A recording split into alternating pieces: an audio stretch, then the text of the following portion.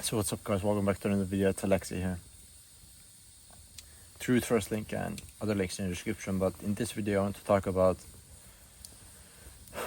just going over your intentions, motives and things like this. And when you're following God and something happens in your life and it's orchestrated, the main thing you'll notice in your life is are you able to like stand firm in your testimony? Like this could be a big test or a minor test, even in a minor test you could fail. Maybe it's to do with lust, maybe it's an environment you find yourself negative in and you betray God, or there's some kind of a temptation that maybe it's money or something else that makes you betray God, or whatever, something material. Maybe it's just extreme amounts of comfort you want, or whatever else.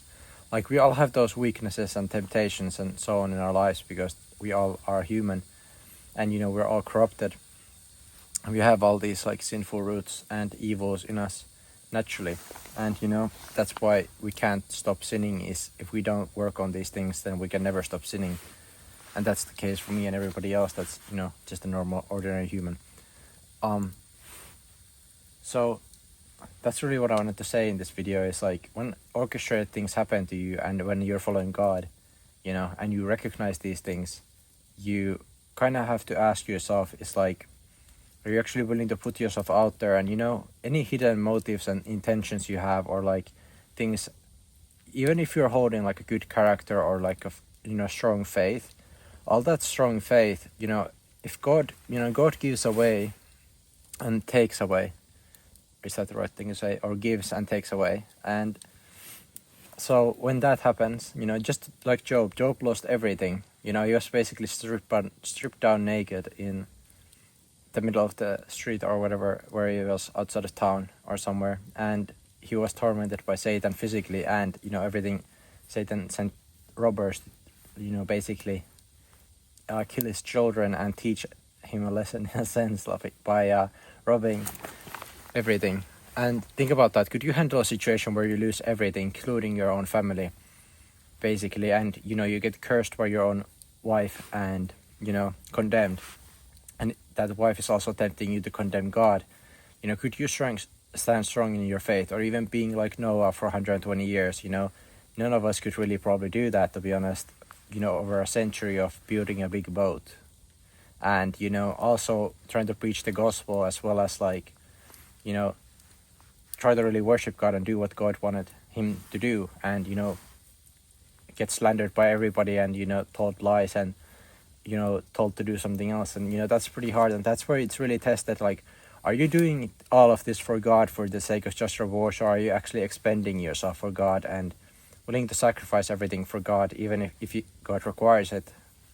Whether it's like Abraham's story with children, or his child Isaac. And that's really where we have to like ask ourselves, like, what our motive and intention is.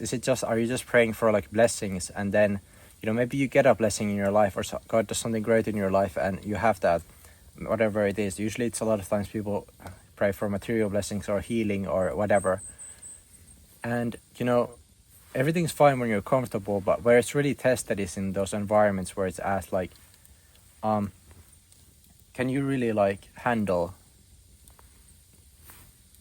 being without these things? And are you still able to not condemn God and blaspheme against God and worship God, even in these hard circumstances? And can you do your duty as a created being to God, even in harder circumstances where it requires you to sacrifice time, material comfort, yourself, maybe it's even your own life? Can you do this? And that's the hardest question, and that's the hardest sacrifice, is where these moments, like, you might be able to make through some smaller circumstances and do your duty sometimes, but once it hurts something that you hold dear to, like maybe it's your status, maybe it's some kind of a habit you have, maybe you just like, I've been also a kind of an overworker myself.